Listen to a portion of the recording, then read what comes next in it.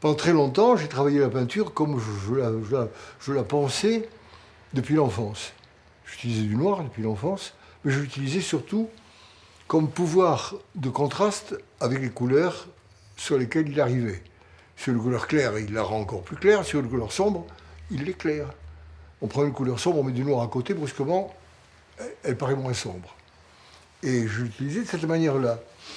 Mais un jour, c'était ici d'ailleurs, j'étais en train de poursuivre quelque chose comme ce que je croyais avoir réussi jusqu'à ce moment-là, et je peinais pendant des heures, et j'étais dans une espèce de surface de pâte noire qui avait tout recouvert entièrement, et je continuais à travailler.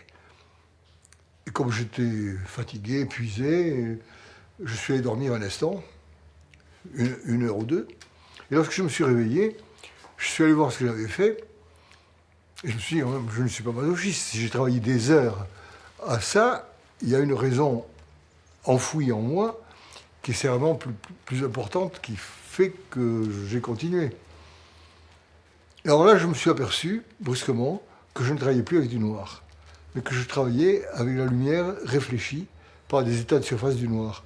Mais c'est arrivé sans que je m'en rende compte, en quelque sorte. Je m'en suis rendu compte presque après coup. Et de là est née toute une aventure que je poursuis encore aujourd'hui et qui date déjà de plus de 30 ans. Ce que tu as appelé l'outre-noir.